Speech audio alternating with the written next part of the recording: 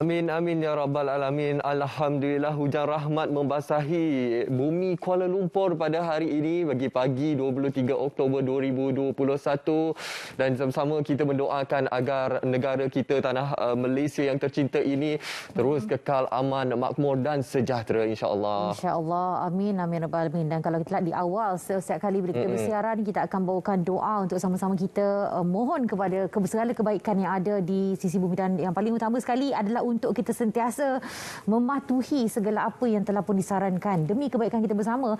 Dan kalau kita tengok pada musim hujan kali ini kan, ia memang telah pun dijangkakan nama pun penghujung tahun, mana seperti mana yang pernah dinyatakan pada seminggu yang lalu lebih kurang Ketua Pengarah Met Malaysia Muhammad Hilmi Abdullah dalam kenyataannya berkata monsun timur laut dijangka berlaku antara November hingga Mac 2022. Jadi 4 hingga 6 episod hujan lebat yang signifikan dan dijangka boleh mengakibatkan banjir di Kelantan, Terengganu dan Pahang antara November hingga Disember juga turut dijangkakan. Dan ini satu fenomena yang biasa.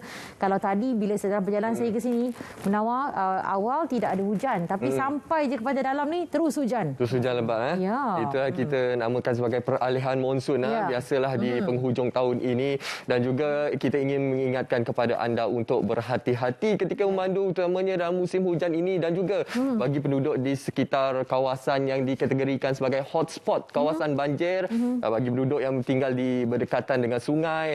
Dan juga kita kerap kali melihat kebelakangan ini beberapa negeri dilanda banjir kilat, khusus yang baru-baru ini di kawasan sekitar Selangor, di Negeri Sembilan, Melaka dan tidak termasuk juga di negeri Kedah, iaitu di kawasan Yan Kedah. Jadi kita ingin ingatkan kepada anda untuk sentiasa berhati-hati. Ialah sebab kita sedia maklum sekarang ini ramai yang ingin pergi bercuti, khususnya di kawasan-kawasan rekreasi air terjun. Jadi keselamatan perlu kita utamakan pada tahap yang tertinggi. Ya, kita kena tahu apa sebenarnya suasana yang anda boleh jangkakan sesuatu yang tidak diingin boleh berlaku, terutama sekali bagi yang ingin beradah di air terjun dan juga sungai dan sebagainya. Tapi yang paling utama juga adalah situasi seperti ini perlulah diambil bukan saja macam kita saja nak pergi bercuti, tetapi perlu dicambah dengan ilmu sebenarnya. Macam kita nak tahu tiba-tiba adanya sesuatu yang akan berlaku dan apa yang anda boleh pastikan anda peka demi keselamatan bukan diri anda sendiri tetapi juga yang ada di sekeliling anda, keluarga yang bersama dengan anda. Anak-anak tu terutama sekali. Kadang-kadang tahu-tahu dah pergi ke mana, dah jauh dah. Itulah, keselamatan tu sangat penting untuk kita jaga, khususnya bila di tempat awam dan juga di kawasan-kawasan yang berisiko tinggi. Jadi untuk anda mengetahui perkembangan cuaca, anda boleh saja ke Jabatan Meteorologi Malaysia dan juga laman sesawang My Info Banjir untuk anda mengetahui keadaan semasa di seluruh negara. Dan juga sudah pastinya bercakap berkenaan keadaan semasa ini, kita ingin kongsikan juga kepada penonton berkenaan situasi semasa COVID-19 setakat 22 Oktober 2021.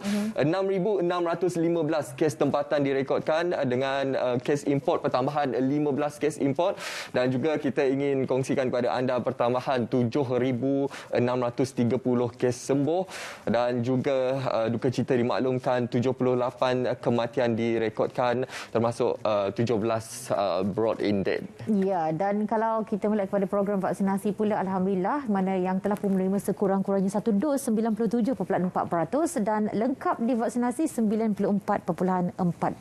Yeay. Jadi alhamdulillah, tahniah diucapkan kepada semua yang telah pun menjalankan tanggungjawab anda. Tapi yang paling utama adalah mana peralihan kita kepada endemik dari masa ke semasa akan juga dibawakan oleh kementerian sendiri untuk berkongsi apakah perubahan yang akan berlaku menerusi SOP dan juga fasa yang akan beralih, dan antaranya yang akan beralih ke fasa yang keempat ialah di Johor Terengganu ke fasa 4 PPN pada hari Isnin nanti. Itu antara perubahan dan kelebihan lah yang diberikan kepada mereka yang telah pun mencapai vaksinasi yang paling tinggi. InsyaAllah. Jadi tahniah kita ucapkan kepada Johor dan juga Terengganu kerana beralih kepada fasa 4. Ini menjadikan secara keseluruhannya 9 negeri yang beralih kepada fasa 4 dan masih ada berbaki beberapa negeri saja lagi berada pada fasa yang ketiga. Dan ini antara perhatian kita ingin kita maklumkan kepada penonton Selamat Pagi Malaysia, iaitu Kementerian Kesihatan Malaysia mengesan 3 kluster membabitkan pelajar dan juga kanak-kanak. Dan ini perlu kita berikan perhatian kerana apa hari ini? Sebab sekarang ini kita sedia maklum di sebalik segala kelonggaran, di sebalik keterujaan kita dengan kelonggaran yang diberikan oleh pihak kerajaan, ialah kita dapat melintas negeri, dapat pergi melancong ke sana ke sini. Namun perlu kita ingatkan SOP perlu kita tingkatkan pada tahap tertinggi kerana masih ada lagi kelompok-kelompok kelompok yang belum menerima vaksin, antaranya golongan kanak-kanak yang perlu kita berikan perlindungan secara menyeluruh. Okey, jadi ini sangat membahayalah. Kita mana perlu perhatian dari segi aspek SOP, dan yang paling utama sekali, YBKJ kita, Menteri Kesihatan telah mengingatkan ya, tolong kalau dah pergi tempat makan, duduk saja sementara nak tunggu makanan tu, tolonglah pakai pelitup separuh muka anda. Kemudian bila makan, yelah kita fahamlah kena buka dah makan. Kemudian bila dah selesai makan, nak sambung berbual kan, segeralah pakai kembali pelitup muka anda. Itu yang dipesan, jangan sambil lewa, sebab apabila perhatian dilakukan oleh Kementerian Kesihatan sendiri, ramai yang ambil lewa tentang perkara ini. Berbual tak ada masalah, bagi mereka mungkin bila duduk kat meja makan tu tak ada masalah untuk tidak memakai pelitup muka. Jadi ini sangat penting dan peringatan yang diberikan oleh YBKJ semalam. Okey, dan hari ini akan berlangsungnya program yang besar-besaran yang berlaku di Sarawak, mana Perdana Menteri Datuk Seri Ismail Sabri Yaakob dijara melancarkan konsep keluarga Malaysia yang di bawah kerajaan di bawah pimpinannya pada hari ini, dan pelancarannya akan turut dihadiri Ketua Menteri Sarawak Datuk Patinggi Abang Johari Tun Openg, diadakan di Borneo Convention Centre, Kuching, BCCK. Dan kita lihat juga keluarga Malaysia yang bertunjangkan nilai keterangkuman, kebersamaan dan kesyukuran ini diperkenalkan sendiri oleh Yang Amat Berhormat Perdana Menteri Datuk Seri Ismail Sabri Yaakob. Saya ingin kongsikan, ini cantik ni. Ibarat sepohon pokok, akar keluarga Malaysia bertunjangkan perlembagaan persekutuan dan rukun negara, manakala batang dan ranting menjulang kukuh nilai-nilai keluarga Malaysia yang kemudiannya membuahkan hasil seperti daun, bunga dan buah yang subur, dan inayatnya memanfaatkan rakyat semua. Itu dia. Dan itu antara konsep yang cuba diangkat sebenarnya, yang perlu dihayati oleh semua rakyat Malaysia, dan yang paling penting adalah semuanya dilangsungkan dalam keadaan yang penuh teratur dan disiplin dan mematuhi SOP serta dalam suasana norma baharu. Okey, dan kita nak kongsi juga berkaitan dengan pelancongan. Okey, pelancongan antarabangsa kini boleh ke Langkawi. Ini berita baik ni sebenarnya bagi pelancong-pelancong luar negara, dan pelancongan antarabangsa yang ingin ke Pulau Langkawi dibenarkan berbuat demikian bermula pada 15 November ini menerusi gelembung pelancongan antarabangsa bagi projek rintis Pulau Langkawi. Dan Perdana Menteri itu menyatakan Jawatankuasa Khas Pengurusan Pandemik COVID-19 bersetuju dengan cadangan SOP yang dibentang Kementerian Pelancongan Seni dan Budaya berhubung gelembung pelancongan itu yang perlu dipatuhi setiap pelancong. Dan kumpulan sasaran adalah pelancong berkualiti selain individu yang telah lengkap vaksinasi COVID-19.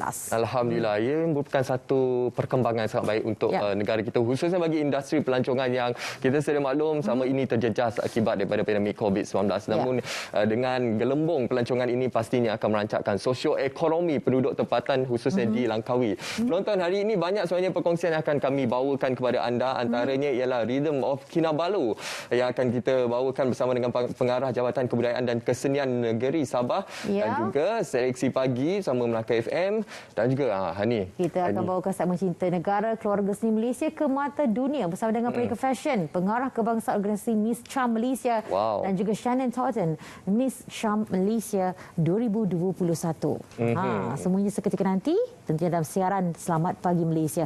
Kita nak rehat sekejap dan kita akan kembali lagi selepas ini.